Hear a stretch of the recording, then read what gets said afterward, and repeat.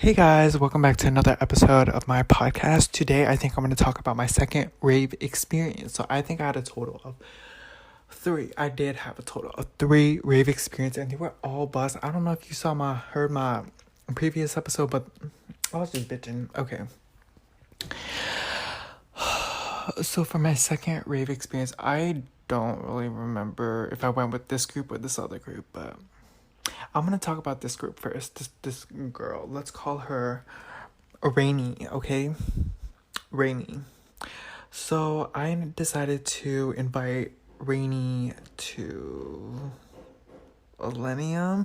Yeah, so I invited Rainy to Millennium. I invited her and her sister to come with me. Oh my freaking god. Like, I swear to the fucking lords, I was ready to pop some bitch. So I already had to bust my first experience, so I was like, girl, you need to make it up for me, blah blah blah. Oh my god, I like, now that I think back about it, like, I literally like was just crying and just like bitching like a little baby. And I'm just like, it's not that serious. It was just a rape. But I think yeah, I invited her family, to her and her sister, so I call her the Rainy family. So I invited her, and she's like, yeah, let's go, we're gonna have so much fun, we're gonna be so lit, blah blah blah. And Rainy is the only person that I've ever drank with, so I know how she handles everything, and I know how she'll handle me if anything happens to me. But I don't think I even drank that day though. So yeah, okay. And then basically her and her sister were like, okay, cool, let's go, it's popping. And then the day rolls up, or the day before rolls up or something. I don't know. I think it was the day before. It was the day before the rave. Her sister, I was pretty close with her sister too. So she agreed to go. And then all of a sudden, she said, oh my god, my boyfriend gets off work at that time and I want to see him before I go back to college, blah blah blah. And I'm like, okay, yeah, I get it, like, I totally get it. And she didn't want to go, basically, and she wanted to sell her ticket, which I'm like, damn, that kind of sucks, because it would just be me and her sister, Rainy, which is totally fine too. I didn't really care about that. But after that happened, the day of the rave, Rainy told me, oh my lord, she is so sick, she can't go. She's gonna have an epilepsy attack or whatever from all the the fucking LED lights and shit. So I was like, are you for real? Is this really happening? And then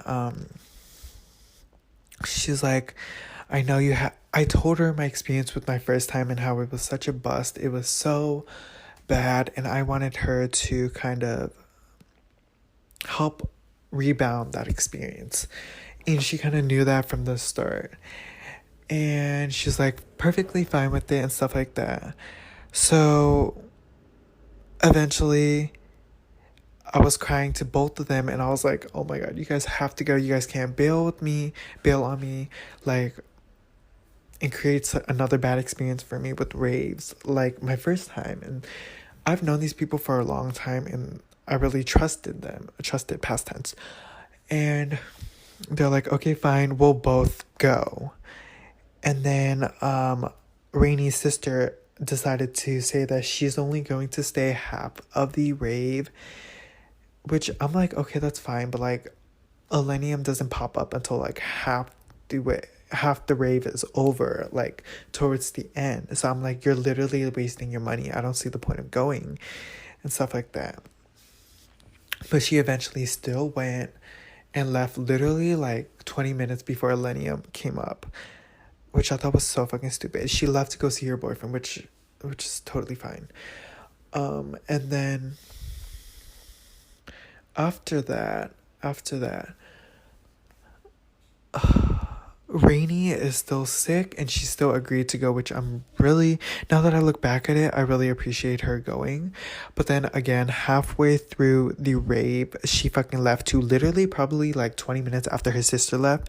So it's just the three of us that went to the rave. And literally after 20 minutes after her sister left, she left too because she just couldn't deal with all the lights and stuff like that. And we were just sitting at the top of the balcony and we were just like grooving to the music too.